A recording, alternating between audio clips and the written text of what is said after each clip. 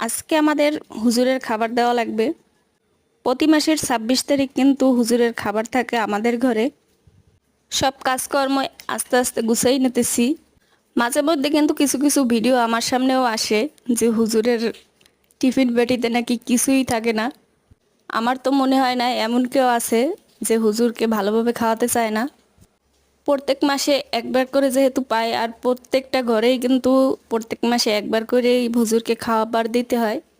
সবাই চাইবে তাদেরকে একটু ভালোভাবে খাওয়াইতে। আজকে অনেক কিছুই রান্না করতে আছি, আর আমি ব্যাকগ্রাউন্ড মিউজিক দিচ্ছি না, তো ব্যাকগ্রাউন্ড মিউজিকটা দিলে হয়তো শুনতে পাইতেন আমার বাচ্চারা এখনো কান্নাকাটি করতেছে। অনেক কষ্টে বাচ্চাদের নিয়ে সব কিছু রান্না বান্না করলাম। এই যে ডাল রান্না করছি টমেটো দিয়া, আর করলা ভাজি করছি, শাক ভাজি করছি, আর রুই মাছ রান্না করছি পটল দিয়া। রাতে আবার রান্না করতে হবে। আজকের মতো এইটুকুই। সবাই ভালো থাকবেন। আল্লাহ হাফেজ।